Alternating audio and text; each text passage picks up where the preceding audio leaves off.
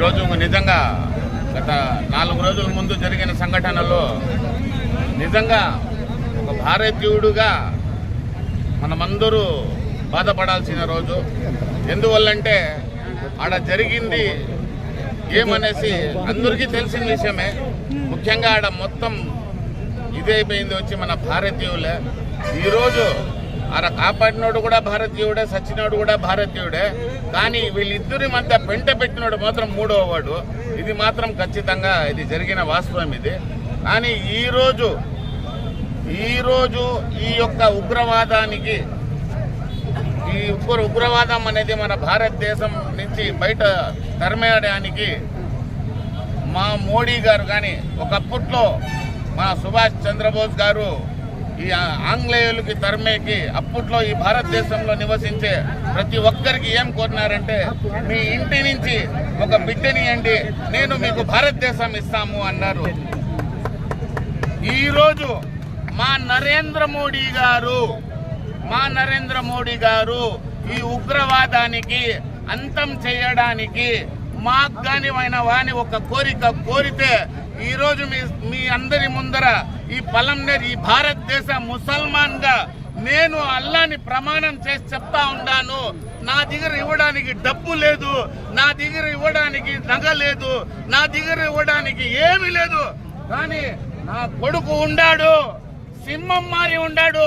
వీడికి నా దేశం కోసము వీడికి బార్డర్కి పంపిస్తాను. వీడు ఒకవేళ చచ్చిపోతే కూడా గర్వంగా వీడికి నేను మోస్తాననేసి సభాముఖంగా ఎందుకంటే ఇది నా దేశం, ఈడ ఉండేది నా అన్న, నా తమ్ముడు, నా మామ, నా బామర్ది. ఇది మా కుటుంబ విషయం. మేము మా కుటుంబంలో కొట్లాడుకుంటాం, మేము మా కుటుంబంలో కొట్టుకుంటాం, మేము మా కుటుంబంలో ఏడ్చమాడుకుంటాం. కానీ అదే మా కుటుంబంలో ఎవడైనా 3వ వాడు కానీ అడుగు పెడితే నా తల్లి సత్యంగా వాడికైతే ఎగిరేసి నరికే తీరుతాం. దాని తర్వాత ఈ మట్టిలోనే పోతాం అనేసి మీ అందరి ముందర నేను మాటిస్తా ఉంటా. నా మాట నా బిడ్డ కాపాడతాడనేసి మీ అందరి ముందు ఆ దేవునికి నాకు ఆ వరం ప్రసాదించల్లా. మా నరేంద్ర మోడీకి ఈ విషయంలో మేము 100కి 100 పాళ్ళు మేము నిలబడతామనేసి మీ అందరి ముందర నేను 2 చేతులెత్తి మొక్కి నేను చెప్తాను.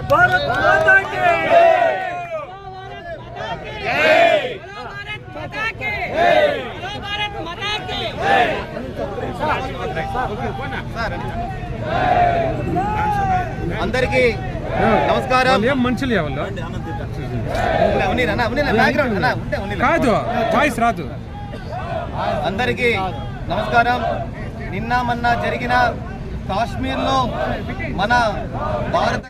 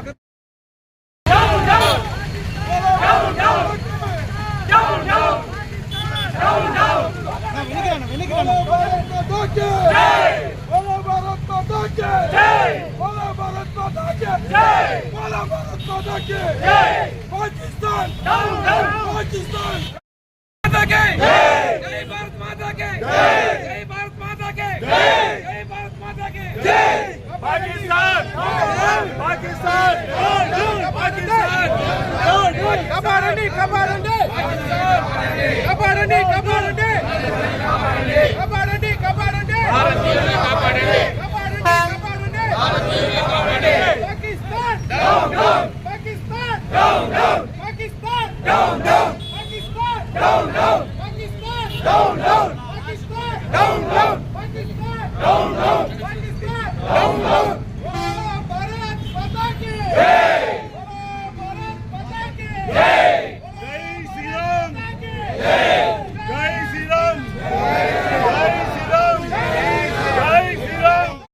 నా అరియకండి నా ప్లీజ్ దయచేసి ఎవరు ఓకేనా. హిందూ సోదరులందరికీ నమస్కారము. ఈ 4 రోజులప్పుడు కాశ్మీర్లో ఒక సంఘటన జరిగింది. పాకిస్తాన్లో శిక్షణ పొందినటువంటి గూఢాచారులు మన భారతదేశం మీదకి వచ్చి కాశ్మీర్లో అక్కడ పోయినటువంటి హిందువుల పైన చాలా సంఘటన అంటే కాల్పుల్లో మీరు హిందువులు ముస్లిమ్స్ పక్కకి వెళ్ళిపోండి, హిందువులు పక్క రండి అని చాలా హీనంగా వాళ్ళని కాల్చడం జరిగింది. అదేవిధంగా పెళ్ళయి 1 వారం అయింది ఆ పాపకి. ఒక జంట వాళ్ళు అన్న 1 వారం అయింది మాకు పెళ్ళయ్యి, పసుపు కుంకుమ కూడా చూడండి, నా మొగుడిని వదలండి అంటే కూడా అంత క్రూరంగా చంపినారు. అదేవిధంగా 4 పిల్లోళ్ళు ఏడుస్తున్నారు, అన్న మా నాన్న చంపద్దండి వదిలేయండి అంటే కూడా క్రూరంగా చంపినటువంటి ఎదవనా కొడుకులు పాకిస్తాన్ గూఢాచారులు. మన వాళ్ళు కూడా ఇంకా మేల్కొని త్వరలోనే మన నరేంద్ర మోడీ గారికి మనం అందరూ కూడా మద్దతు ఇచ్చి ఆ పాకిస్తాన్ని కంప్లీట్గా వాళ్ళని భూస్థాపన చేసేంత వరకు కూడా మనం అందరూ హిందువులందరూ ఐకమత్యంగా ఉండి నరేంద్ర మోడీ గారికి మనము ఉండి మనం ఆయనకి ఒక మద్దతు జరిగినటువంటి చర్య చాలా హేయమైనటువంటిది. అక్కడ హిందువులనే టార్గెట్ గా చేసి చంపడం చాలా దుర్చర్య. ఇది పాకిస్తాన్ తీవ్రవాదులు చేసినటువంటిది, చాలా మనం ఖండించదగింది. ఇక్కడ ఉండేటువంటి ప్రతి ఒక్క మనిషి 140 కోట్ల భారతీయులు కూడా అందరూ ఖండిస్తా ఉన్నారు. ఇక్కడ మతభేదం లేకుండా ఎంతో సామరస్యంగా జీవిస్తూ ఉండేటువంటి పరిస్థితుల్లో ఇట్లాంటి ఒక రెచ్చగొట్టేటువంటి పరిస్థితులు ఇట్లాంటివి ఏర్పరచడం చాలా దారుణమైనటువంటిది. అందులో వేరే పర్యాటకులను చంపేదాని వల్ల అక్కడ శ్రీనగర్లో ఉండేటువంటి ముస్లింలు కూడా చాలా కోల్పోతారు, వాళ్ళకు ఉండేటువంటి జీవనం అంతా కూడా పోతుంది. దానివల్ల వాళ్ళు కూడా చాలా బాధపడుతున్నారు. ఇక్కడ ఉండేటువంటి ముస్లిమ్స్ కూడా ఏదో మేము తీవ్రవాదులమా అన్నట్లు ప్రతి ఒక్కరికి కూడా ఒక అట్లాంటి సమస్య ఏర్పడిపోతా ఉంది. మంచిగా ఉండేటువంటి ముస్లింలు దాదాపు చాలా మంది ఉన్నారు. వాళ్ళల్లో ఎవరో ఒకరు ఇటువంటి వెధవలు ఒకరిద్దరు చేసేటువంటి దుశ్చర్యలకు అట్లాంటి దుశ్చర్యలను ప్రోత్సహించేటువంటి పక్క దేశమైనటువంటి పాకిస్తాన్కు చాలా బుద్ధి చెప్పాల్సిన తరుణం ఏర్పడింది. అట్లాంటి సందర్భంలో భారతదేశం అంతా కూడా సమిష్టంగా మనం ఏర్పడి ప్రధానమంత్రికి కానీ హోంమంత్రికి కానీ మద్దతు ఇచ్చి వాళ్ళందరూ కూడా వాళ్ళు తీసుకునేటువంటి చర్యలకు మనము బాధ్యత వహించాల్సింది. వాళ్ళు ఏవైతే చేస్తారో దాని అందరికీ కూడా మనం సమర్థించి ఇక్కడ ఉండేటువంటి భారతదేశ భవిష్యత్తును మనం కాపాడుకొని ఇటువంటివి సంఘటనలను పునరావృతం కాకుండా చేయాల్సిందిగా ప్రతి ఒక్కరిని కోరుతాను. జై బోలో భారత్ మాతాకి. వాళ్ళని ఎక్కడ కానీ వదిలిపెట్టడం కాదు, తీవ్రవాదాన్ని అనగదొక్కే ప్రభుత్వం ఏదైనా ఉంది అంటే ఈ యొక్క మోడీ ప్రభుత్వం అనేసి తెలియజేసుకుంటున్నాము. ఎందుకంటే వీళ్లకు ఎందుకు ఆలోచన వచ్చింది అంటే తీవ్రవాదులకి మన భారతదేశంలో హిందువులు ముస్లింలు కలిసిమెలిసి ఉంటారు, వీళ్ళని ఏదో ఒక విధంగా ఎక్కడో ఒక చోట వీళ్ళని ఇబ్బంది పెట్టాలి అంటే ఏదో ఒక చెయ్యాలి అనేసి ఒక ఉద్దేశంతోనే ఇలాంటి కార్యక్రమము చేశారు.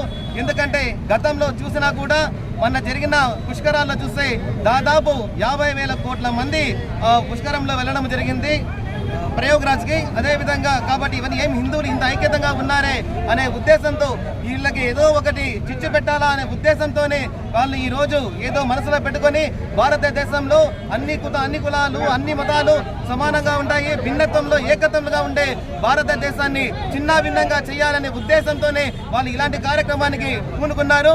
అయినా వాళ్ళకు ఒకటే చెప్తున్నాం, ఎవరైతే మా భారతీయుల మీద చేపెట్టారో, ఎవరైతే మా భారతీయులని చంపివేశారో వాళ్ళని వాళ్ళ వెనకాల ఉన్న ఏ దేశం ఉన్నా కూడా వాళ్ళని మొత్తము మట్టి కలుపుకొని పోతానేసి తెలియజేసుకుంటున్నాము. అంతేకాకుండా 2-3 రోజుల్లోనే ఆ యొక్క దేశాన్ని ఏ విధంగా బుద్ధి చెప్పాలో మనమందరూ మన కేంద్ర ప్రభుత్వము బుద్ధి చెప్తుందనేసి, అదేవిధంగా అవసరమైతే ప్రతి ఒక్కరూ మనం వెళ్ళి ఆ యొక్క యుద్ధంలో ప్రతి ఒక్కరు పాల్గొంటామనేసి కూడా తెలియజేసుకుంటున్నాం. జై హింద్, జై జన్మభూమి.